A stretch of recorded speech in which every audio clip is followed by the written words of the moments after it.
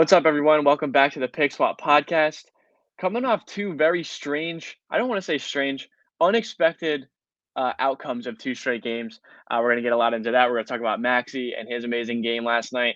We're going to talk about Shake and Furkan off the bench, the backup center debacle, we should say, Doc Rivers and his rotations, and then we'll also go back and talk about the Raptors' loss as well. I'm James Brand. I'm here with Sean Bernard as usual. What's up, Sean?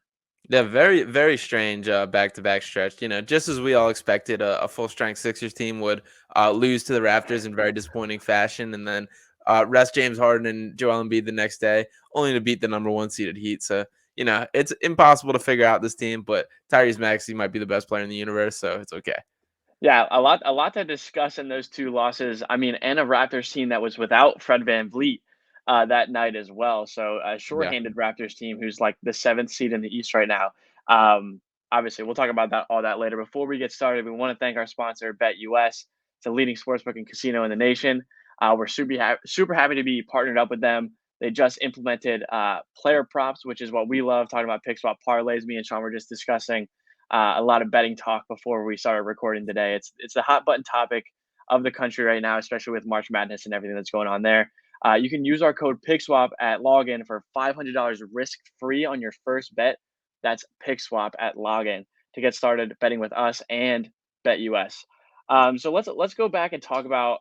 Do you want to talk about the Raptors first or the Heat first? Let's stay positive. I want to talk about last night first. Okay, all right. So the Miami Heat come in full strength. The Sixers haven't seen Miami at full strength in a while, Mhm. um, but they get to see them last night when the Sixers are without Joel Embiid and James Harden, who are kind of on like it was an expected rest day, Yeah. second night of a back to back, and Embiid had a tough fall. He's been dealing with some back injury. He's been kind of game time decision for the last 4 or 5 games. James Harden has obviously only missed the one game with the hamstring injury, so he's obviously going to get some rest here and there. And there was something that Doc Rivers discussed, throughout the last couple of weeks. Tyrese Maxey comes in and scores 13 of his 28 points in the fourth quarter. The Sixers kept this close all game. So we'll talk about the fourth quarter as a whole, kind of like later. But just bring me through that whole game. How did they stay close, and what did you see, just like competitive wise, with the guys that were available from last night? Yeah, so this was like a needed game in terms of for all Yeah, these guys in the bench rotation. A lot of these guys, I mean, Furkan and Shake have been flat out of the rotation in these past couple games, and to just be given like an opportunity, and this was very much like a prove it game for all these guys. So you see like them showing their stuff, and I'll get to Maxi in a second, but just like for me, seeing Furkan and Shake kind of being themselves again was super huge, and especially Furkan. Like this is a guy throughout his whole career here we've watched him never be afraid to take a shot or never be afraid to seek out his own three-pointer and that kind of thing. And that just hasn't been the case this year. And his three-point percentage dipped down to 29%. He was pretty much just unplayable. He turned into the point guard Ferk, which was a weird experiment that went on for a while. And just kind of really disappointing how it's gone for him this year.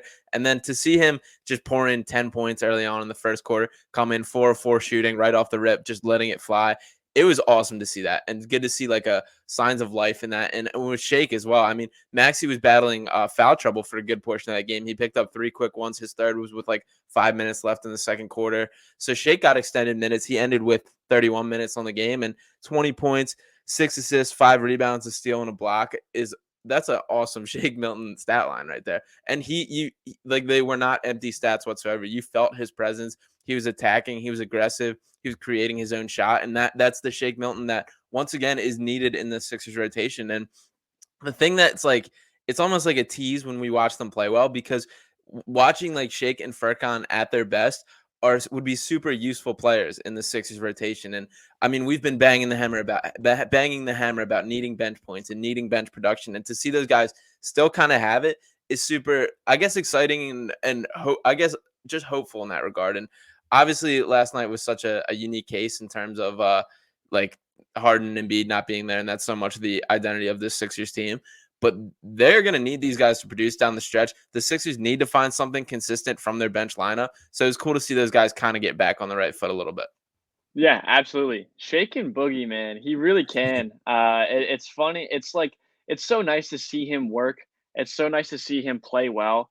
Because when he plays well, he's a joy to watch. Yeah. He's lengthy, he's athletic, he's smooth. and a little bit quirky with his game, but it works. And when it works, it looks really good. Furkan, like you kind of hit the nail on the head with all that. Furkan is at one point we considered Furkan to be like a really valuable piece to this rotation, a guy that like we kind of were banking on at times to give you 8 points a game and be a sharpshooter. And like you said, he became timid at times, which is just Yeah. so far and away from what we're used to seeing from Furkan. And with last night's game, you could see from the jump. I don't know what was said to them, or the leash was off with both of them. Aggressive, attacking, seeking shots. There was a shot in the fourth quarter with Furkan. Tobias swung it, and I knew from the start Furkan was going to shoot it. And the confidence, the flow, uh, he looked natural again. It was just nice to see Furkan kind of back in his element. And I hope, I mean, I don't want to get ahead of myself, and it's going to be difficult to see what they do going forward because Furkan has been so bad for such a good portion of this year. Like I don't know if they stick with him and give him a chance. Right now, I don't see why not, at least for the next game or so. But like, it was kind of nice to have that night off with Joel and James Harden to see what they have with these guys and maybe Yeah. get them back on track, give them an opportunity to reach back in their bag and get back into a rhythm. When you're talking about this bench unit and what they could do, a lot of people, and we did discuss this a little like last week, I think, with the all bench lineups and how much we've hated those over the years. Where do you see them falling in? Because clearly it wasn't just, oh, these guys had a nice night. It was the fact that they were empowered by having the ball in their hands, by having a little bit more responsibility. So do you see them kind of maybe gearing away from staggering so much and giving these guys a couple extra minutes? And maybe it's just Tyrese Maxey, on the floor with these guys because they did play well alongside him. But do you think there's going to be a difference in what Doc does in terms of the staggering of the stars? So to start with here, first off, obviously James Harden and Joel Embiid are terrific and extremely valuable part of the Yeah, Sixers team. That's not changing whatsoever.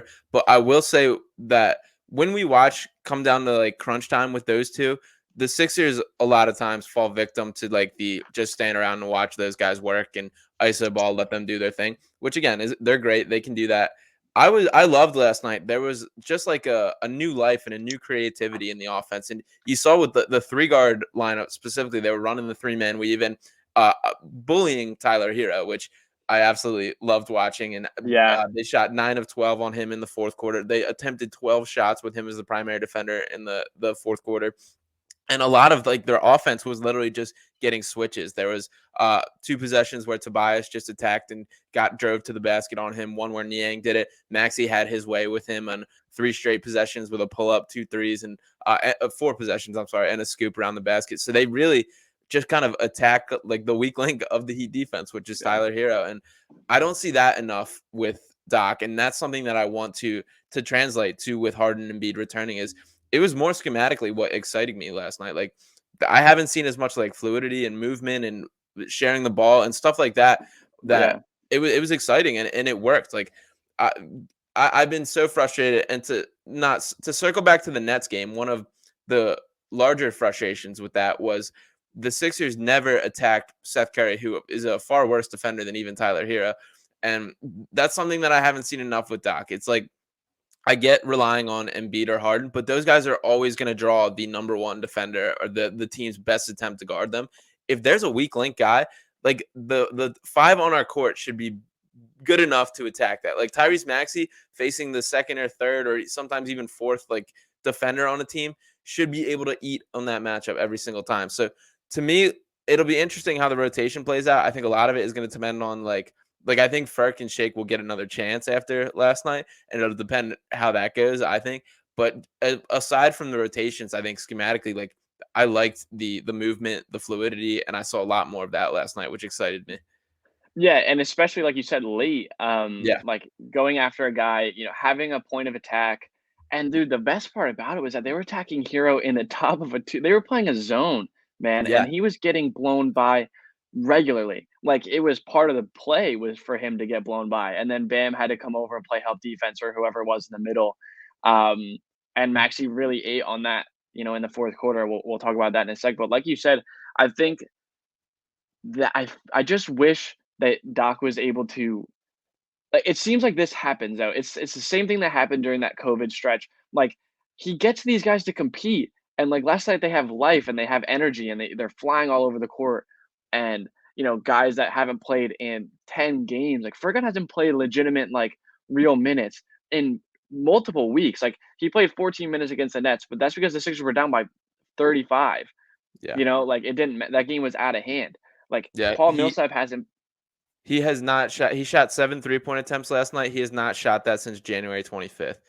Yeah, and Shake Milton played. What did you say? 31 minutes last night. 31 minutes. Yeah. He hasn't played. I saw this morning. He hasn't played a 30-minute game since December. These guys aren't playing, and then they come in, they bring the energy, they give you something extra, and they help you win a ball game. But then there's nights like against the Raptors where you just look like shit. You just look like you Yeah. don't care. You look like, again, an entitled team that just feels like they deserve to win and it's just going to fall into your lap. And that just bothers me. Like, why is it so one way or the other? They should Mhm. have this energy. And maybe it was an injection of younger guys that had something to prove. Because like again, Furkan, if he played poorly last night, who knows if he's getting another shot at all the rest of the season? Like there's only 11 games left. Like he Yeah. might not. He might get one more shot now after having a great game last night. Shake was kind of in and out of the rotation. Who knows if he played poorly? Maybe he doesn't get another shot. So maybe it was just the fact that they had something to prove. There was something on the line a little bit. But let's go into that fourth quarter. Let's talk about that because Tobias played really well in the fourth quarter. But Mhm. obviously, the night was capped off by Tyrese Maxey, with the crowd chanting Maxey, Maxey, Maxey. An and one layup, another nice, really high off the glass layup, and then two absolute bombs.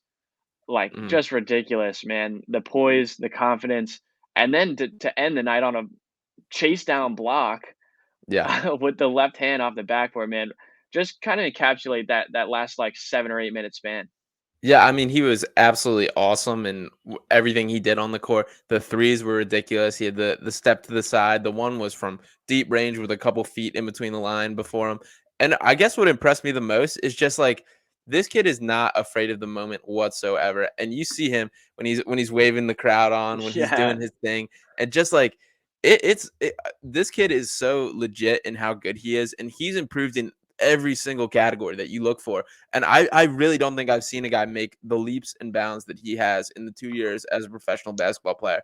And he just continually improves in every area of his game. It was so cool watching Embiid fired up on the sideline, jumping yeah. around, being the number one cheerleader, and even like him helping Tobias up on the side. And I was so just genuinely excited by last night. And I can't say enough about Tyrese Maxey. Like in the short term, he's absolutely the X factor for how good this team are in terms of like he's the third guy behind Harden and Embiid, and however great Maxey can become just changes the ceiling of this team. And in the long term, I believe this guy's a grade A superstar that he is going to have the keys to this organization handed to him. He's going to be ready when the time comes. And I that to me, I think is the largest takeaway from last night is that he knew it was his show and he took full advantage of it. Yeah, I totally agree. My friend, who's actually a Heat fan, was at the game last night, and when Maxi hit the second three, I just texted in our group chat. I was like, "That boy's different. He is different." And he was like, "Yeah, he's tough. Like, he couldn't even deny it." And I was like, "He's the future." And he was like, "You guys got to stop with the future. They're like, you guys got to start winning now." And I was like, "Well, yeah." And Maxi's gonna be part of that. But what I'm saying is, he is the future. Like this second wave of Sixers Yeah, basketball towards the Tyrese end of Embiid's career is Tyrese Maxey. And it's games like that make you that solidifies that thought within all these Sixers fans. Like that wasn't just a good game from Maxey. It wasn't just 28 points. Like 20. He's done that before. He's been there. He went toe to toe with John Morant earlier this year, put up 33, closed that game out. He comes back. He goes toe to toe with probably the sixth man of the year, a guy who people think is one of the best perimeter defenders in the league in Jimmy Butler and one of the better players in the league in Jimmy Butler. You go against the number one seed, Kyle Lowry, the number one seed Miami Heat, one of the best defenses in the league, and puts 13 on your head in one quarter all over the place, whether it's a floater, because he can do that, whether it's a mid range jumper, he can do that, get to the rim, two defenders over the high off the glass over two guys, or sidestep threes, 35 footers. Like, what can't this kid do when he's 21? Like, he turned 21 3 months ago. Like, it's ridiculous. And I think it's really nice to see a lot of people like he's getting that attention right now. Last night was really cool to see like with Embiid, how excited he was. It got a lot of national attention. And Maxey, he deserves it right now. He was playing so well, and to see just smile on his face, calling the crowd on, and then after the game, kind of deflecting any credit, giving all the credit to Furkan and Shake. Like he just has it all right now, it seems. And one of the few times I think all of us have kind of just been like, "Damn, we got one!" Like we really, Yeah. really got one. He's just perfect. Like everything about him between like obviously he can just ball out on the court. We're seeing like every area of his game getting improving. The shooting, the finishing ability, the athleticism, the pace, everything he has. And then to pair that with just like one of the most charismatic guys, one of the most hardworking guys, a guy that plays the game of basketball with more joy than just about anyone in the league. And he's Yeah. art. He's a Sixer. He's the city of Philadelphia has fully embraced him. He has fully embraced the city of Philadelphia back, and it's awesome to just watch it happen. And I mean, I just can't say enough about him. And real quick, this was I had this dig up on the Twitter timeline from a couple of Heat people chirping at us last night. We went into in depth. This was right after the bubble on the take that Shake Milton will turn out the better player than Tyler Hero. I don't think we're gonna sit on the right side of history of that one, but after last night, I still felt pretty all right about that one coming out again. Yeah, man, to see Tyler Hero put up 10 points, And get get locked up fried in the late, fourth and quarter. just get, like, rotisserie chicken, like, the entire fourth.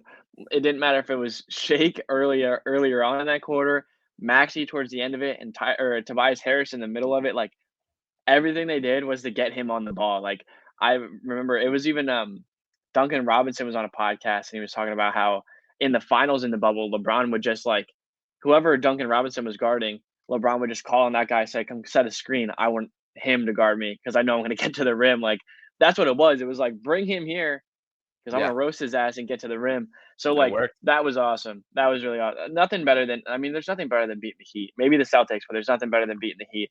And to Yeah. have, like, such a great win, against them when it feels like we always just have really bad losses, against them a lot of the times. Like, all the losses that we've had against them just, like, hurt. I remember, like, it must have been 2 years ago with, the missed free throw and this Simmons off the rim kinda thing, and they went into overtime and they still lost. Like, it always just feels like bad losses to that team, but, a great one last night. There's, some things still in question. The Sixers end up starting Paul Millsap last night. I don't know what to say. I Yeah. suppose he played pretty well, relatively, but, you have Paul Millsap, you have DeAndre Jordan, and then you also have Charles Bassey, who, he did not play, and Paul Reed, who played very little. 2.8 seconds. Okay, so he didn't play, and like I against a team like that that's so energetic, the Heat, aggressive. You toss out DeAndre Jordan and Paul Millsap, who can't keep up. I don't know. I don't even know what to say, and it's gonna be brutal when it comes down to this because I'm really, really concerned that this is gonna, lose them a game or two in the playoffs. Yeah, I mean, last night was like a prime example of like you've nothing to lose here. Like there's Yeah, no reason for these guys not to get a chance, especially with the way we're talking about. Like last night was an opportunity for all the bench guys to show their stuff, and these guys simply did not get that. To talk about Paul Millsap specifically, I was pretty happy with how he played. He looked pretty good. He had a little bit of burst. He hasn't played the past couple games, so I guess his legs were rested. There was a play where he had Kyle Lowry in the post, just kind of spun him, got an easy layup like that, had an and one on a bucket. He competed. Millsap looked good. Again, like not a great fix. Like not a guy I'm loving rocking going into the playoffs. DeAndre yeah, Jordan, who I think is still good Rivers number one. I mean, he's so like finicky with like the rotations that I think that kind of he would rather DeAndre Jordan stay with the second unit was the reasoning behind that. But there's just he's got no legs left, and I like DeAndre Jordan. There was a time where he was awesome. He was an awesome lob threat. Could block shots, do it all. A guy whose whole style is catching lobs and blocking shots, to lose his legs, that's your entire game, and that's what we're seeing. And there was a stretch in the early in the fourth quarter where I think it was 3 straight alley-oops to Bam Adebayo, where they were just playing yeah, DeAndre Jordan in pick and roll, forcing him to kind of make a decision, and he just did not have the burst or just was unable to recover on that. And that the same way that like the Sixers had Tyler Hero circled, he were doing the exact same to DeAndre Jordan, saying like, and they got it both ways. There was one where he didn't get up on Lowry. Lowry hit a three right in his face too, and it's just like he can't, Yeah. like he just doesn't have the mobility to be able to do this. And there was another play where it was a full out ISO, just Bam and DeAndre Jordan, where Bam just bodied him to the basket, missed it, got his own offensive rebound, and DeAndre Jordan didn't even like jump with him. And going into yesterday's game, again, super small sample size. He's only been here for a couple games, but opponents are shooting 75% at the rim with DeAndre Jordan in the game, and that's just like I think he's a decent margin worse than Dwight Howard, who was also unplayable in the playoffs. So it's incredibly frustrating. I know that DeAndre Jordan is not the answer. I don't know if Paul Reed or Charles Bassey are either, but there's no reason why to not give him a chance. And I think at this point, it's pretty clear like it's not going to happen this year. And we're going to have to roll with like the two corpses of 40-year-old decent players going into the playoffs. Yeah, man, it's just frustrating that that might be the way that this like kind of plays out. And I mean, after everything that we've been through, and then we finally get to this point, this start of this season, and we're like, damn, we have like the best backup center possible. Um, and then to move on and then it be DeAndre Jordan and Paul Millsap, like I just don't know why that I just don't get it. Like I feel like Paul Reed, or I'm sorry, Charles Bassey really I mean, he hasn't even gotten a shot, Yeah, like and hasn't even gotten the chance. in a lot of ways, he's exactly what they're hoping for in DeAndre Jordan too. It's like we're not asking this guy to be something special. It's like No. you catch lobs, you block shots, you get rebounds, and it's like it's even more frustrating to me whenever I watch the Blue Coats and he's doing all those things like Yeah. so effortlessly and so easily. And it's like this is such like a niche role and like a basic skill set role that's important for centers. And it's like there's no reason why this guy can't at least try to do that, especially given the struggles.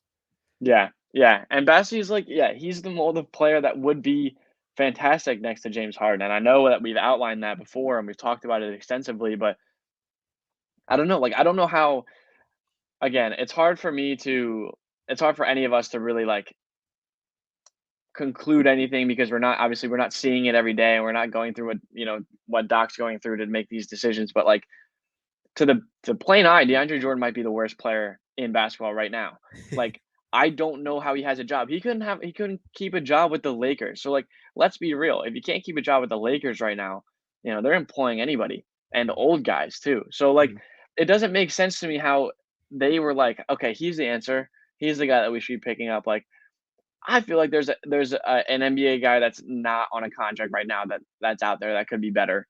A younger guy that could just be around. Like I just don't understand how like they've seen DeAndre Jordan play for the Lakers and this stretch with the Sixers and just feel any sort of okay going into the playoffs because like he can't like they're just going to do that. Any minute he's on the floor, they're just going to pick and roll. He's either going to switch and get dusted by the guard or he's going to try to hang with the big and get dunked on. It's like and I'm not kidding when I say that's gonna be the result, like, 90% of the time. It's gonna be one of those 2 things.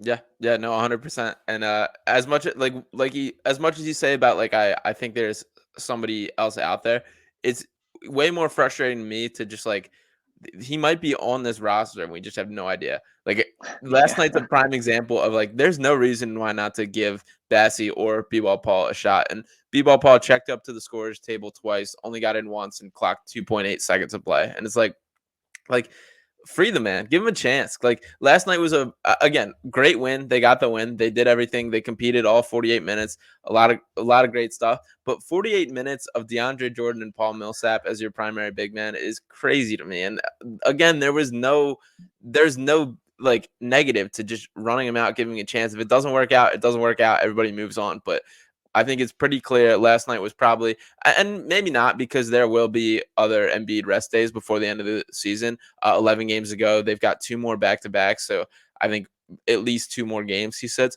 But like last night was a prime example of this is a great opportunity to play this guy or these guys, and it just didn't happen. Yeah, I don't know. And, like, I like Paul Reed as a prospect. Maybe he has the higher ceiling of Charles Bassey. Kind of an arbitrary thought at this point because we haven't seen much of either of them at the NBA level.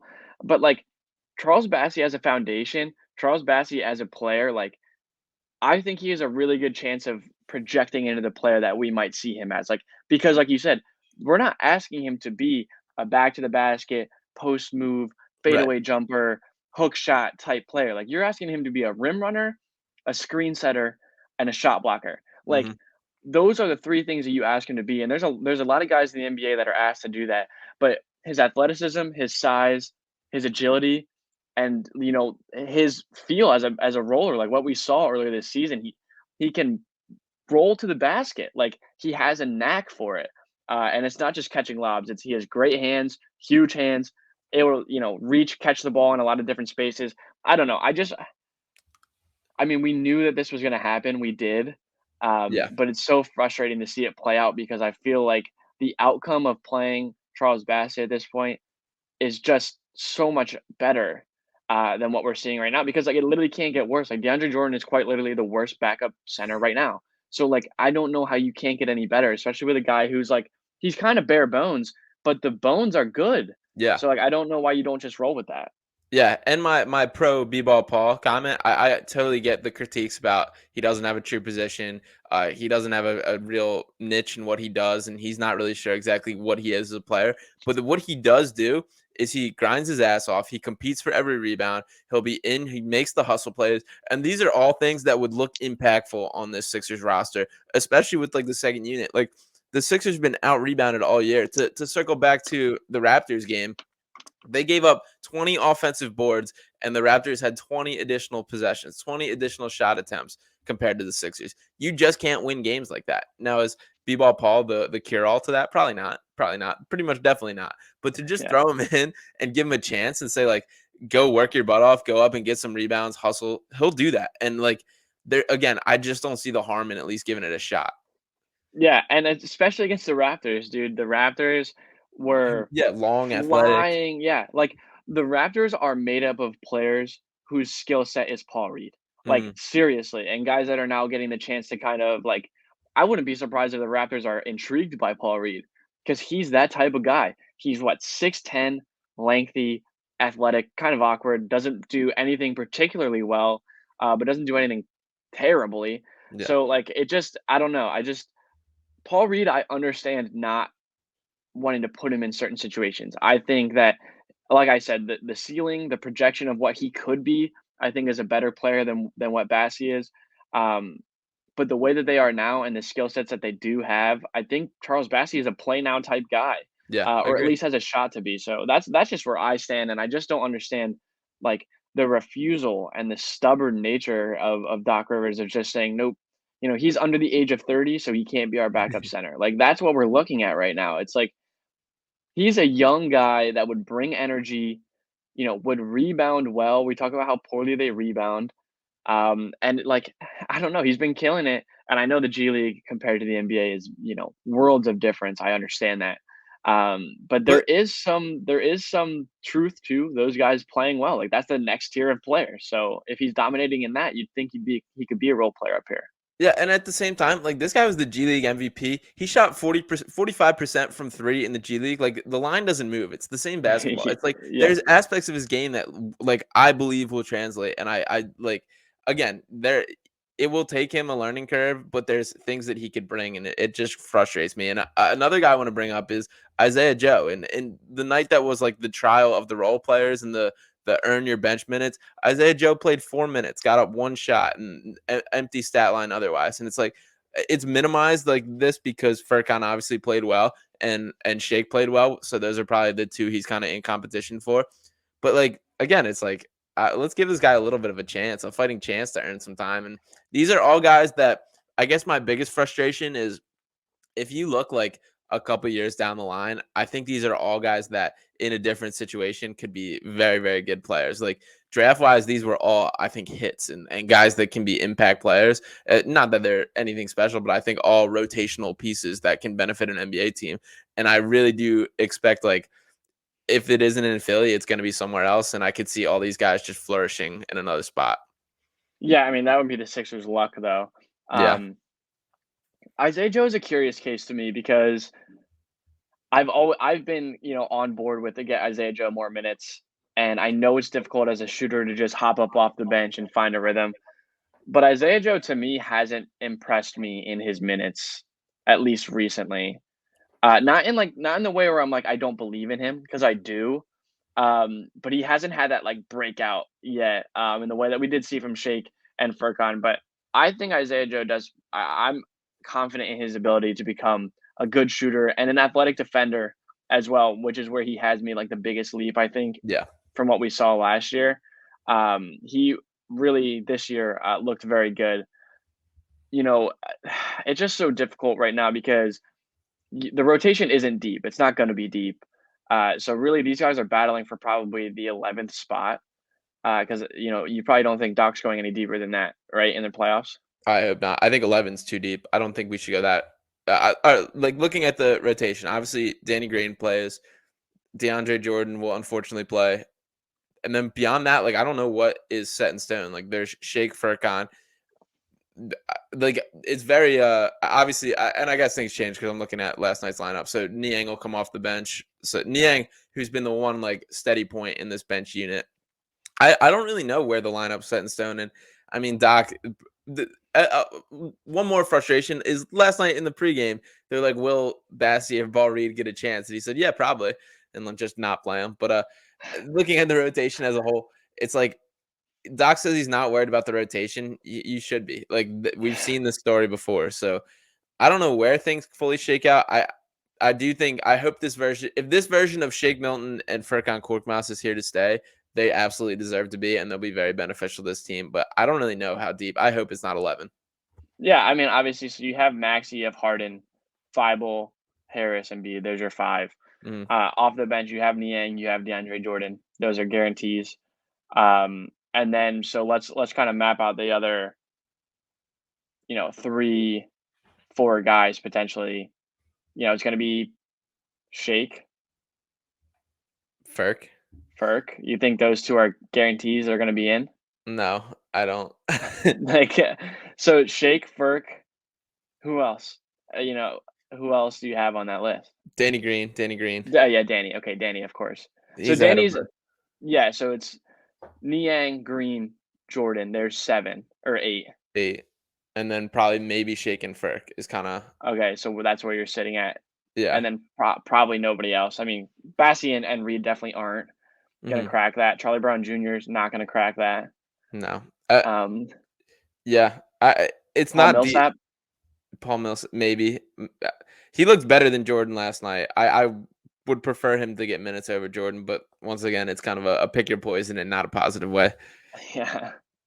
So it's not that deep, and I know Doc has talked about it, and he said he was confident in 11 deep before. I believe that's what he said was 11. Like I don't know. I mean, this team went from being like, oh, like we got problems because guys are gonna have to fight for minutes to like, I don't know if we're gonna have full 10 that can compete in a playoff situation, like within a span of a couple months. And I know that things A change Harden and a lot trade. of things Yeah. happen. Yeah, and you got a lot better on the top end, so you don't complain, obviously. And that's the thing is like maybe this will be a good thing for Doc, without having the luxury of last year being like, oh shit, we can play our 6, 7, 8, 9, 10 guys for a couple minutes because we're that deep, we're that good. But like I don't know if he's too stubborn that he'll just do it anyway.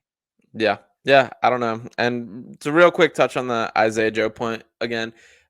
The thing I will say in his defense is, I think his defense has improved a good bit, and he looks pretty much up to the NBA level, which I would like to see an extended version. And just, it's an extremely difficult like headspace as a player to like your whole play time pretty much depends on if Yeah. you make or miss shots. And when you're playing like 5 minutes a Yeah. game, getting 1 to 2 shots, and it's like if they go in, everybody loves you. If they miss, it's like all right, Yeah. see you in a couple weeks. That's tough. So I think getting him some extended minutes where he can find a flow, do his thing would be very beneficial to him as a player. And that didn't happen last night either. Yeah, no, I do totally agree, and that's why I said like it's not that I'm out on Isaiah Joe at all, like by any means. I still Mhm, really believe in him as a player. It just from what I've seen, it hasn't been like, oh, start hot, stay hot type of game where mhm. Isaiah Joe gets this shot and then, he's forcing Doc to keep him in the game or forcing Doc to put him back in the game because he's been, hot. That's a lot of it to ask for a Yeah, player. that's what I'm saying. Like I agree with what you're saying, but I think it's hard to if you coming off the bench to get 1 to 2 shots And if the make or miss is pretty much how you're judged, is a tough spot to be in. Yeah, absolutely. Well, I 100% agree. I just want him to have, because we were so high on Isaiah Joe coming into this. I mean, that summer Yeah. league was. I mean, it didn't fool us with Maxey. He was dead straight, right on with how Maxey played in those couple games that we saw him. But Isaiah Joe was a guy where we're like, God damn, he's gonna be like he's gonna be lethal. And I just wanted a little bit more from him. And again, it's probably due to Doc's rotations, the way this has played out, the fact that Danny Green still plays basketball for the Sixers, all things that have hindered Isaiah Joe's progress as a player. Um, do you want to touch on that Raptors loss? I know we talked about it a little bit, but just really quick, do you want to touch on that? Yeah, I mean, I think the story of the game is the rebounding, allowing 20 offensive rebounds, never gonna be a way to win. The Raptors are a team that is built like to make the Sixers struggle in terms of kind of like what you said earlier. They're all lengthy, they're all athletic, they all have long arms, crazy wingspan, they get in passing lanes, and that's just like they can eat up some of the Sixers kind of play. Like a player like Georges Niang, who again I love with all my heart, but it's like you matched up against a guy with like twice your wingspan is probably not ending great for you on a regular basis or in creating separation. And the Raptors are a tough team. They're not a team I would like to face in the first round of the playoffs. I would rather the Bulls, Cavs. A good Raptors are pretty low on my list of teams I would like to play, to be honest. So I don't think it's as bad of loss as it kind of was made out to be. The way it ended certainly left a sour taste. It was very disappointing, but I wasn't as in the dumps about that loss as I think a lot of people were. One of the reasons I don't want to play the Raptors is because we'd get like Nick Nurse would run coaching circles around Doc Rivers like for 48 minutes a night for 7 nights or however many it might be. Like that's more of my concern than anything else. Nick Nurse is a world class coach Yeah, and has that team playing really well, especially for the type of caliber of players they have coming in and out of that game. Like their roster, they have some exciting players. Fred VanVleet is very good. Pascal Siakam, very good. OG Anunoby, very good player who I like a lot. But then like you either have young guys or guys that are trying to make it in this league. So like you got three yeah, or four guys that are solid, and then the rest of your guys are trying to make it or quirky different players. And like I love Scotty Barnes. He's me very too. good. He's awesome. Very good. I was super high on him coming into this draft. But like talent wise, they don't match up anywhere close. The way that they're built is set up to hurt the Sixers. But like, I just think about the way like James Harden got to the rim a lot. James Harden, got downhill a good amount, especially later in that game. They couldn't find a way to capitalize on it. Like their bigs would help, their help defense helps, and it helps that they had five guys that are like 6'7", between like Yeah, 6'7" and 6'11", playing defense, so they can all switch. But like I just wanted, that's where I want Bassey under the rim to just lob, and he can go, huge catch radius. Like there was something a play that happened last night. I think it was Maxey drove in and threw like a lob to DeAndre Jordan, who just like didn't react fast enough, and he had to like catch it, bring it down, dribble once, and got fouled going up to the rim. It's like you got to punch that. You got to be ready, jump, and punch that, because that's 2 points that you're not getting if you're DeAndre Jordan, because you're a career 50% free throw shooter. So like you got to be able to like. I just want guys that can be able to do that. The Raptors do pose a threat though. And like you said, I was pissed off at that loss just because you shouldn't lose that. You scored 37 points early, and then you managed to score 51 the rest of the game. Like can't happen. yeah, yeah, So that was the only frustrating part, is that they looked so good early on, and I was like, okay, they're gonna dust this team. It's over. That I didn't actually think that, because they're classic lead blowers. So like never know if it's gonna be done with. But yeah, disappointing loss, but you move past it, and a great win last night, so you kind of forget about it. yeah, definitely. I mean, it is the ebbs and flows of the season. It feels like there's been some very highs and very lows with the Sixers team specifically this year, more so than I would say most. And Yeah. I mean, some of that's the nature of Philadelphia, some of that's the nature of like this team specifically, and the ways that they've won and lost games. But at the end of the day, this is the same Sixers team. They're dealing with the same sort of issues that we've known have been there all year, and especially since the Harden trade. So it's kind of what it's going to come down to is how great Joel Embiid and James Harden can do if Doc Rivers can manage things right, and how the bench produces. So I think last night was a positive sign in terms of the latter two, and Doc and the bench, because I will give Doc credit and kind of what we said. He isn't a ceiling raising coach, but he absolutely is a floor raising coach. And I think last night was a prime example of that. Uh, I hope it works out, and I guess we stay tuned and we'll see. The West Coast trip coming up is going to be a challenge, and the this end of the season schedule is an absolute grind for the Sixers. Yeah, but so a good test here going out west. The Lakers have been playing better, so you get to see the Lakers on Wednesday. I believe the Clippers on Friday, and then but you also see teams like the Suns out there in that West Coast trip, and they don't Yep. get back until this time next week. So a little bit of Sixers after dark, a lot of fun for all of us in this industry. Get to stay up late and watch the Sixers. Yeah. So that'll be fun for us too and everyone else out there that's covering this team. But obviously, like you said, Sean, let's stay tuned with that. We'll catch you guys on Thursday. You can follow Sean at Sean_Bernard1. Follow me at JSBrain17. Follow the pod at PickSwapPod. Check out the YouTube, iTunes, and Spotify, wherever you get your podcast. Make sure you check out BetUS. Use our code PickSwap at login, and we'll catch you guys in just a couple of days.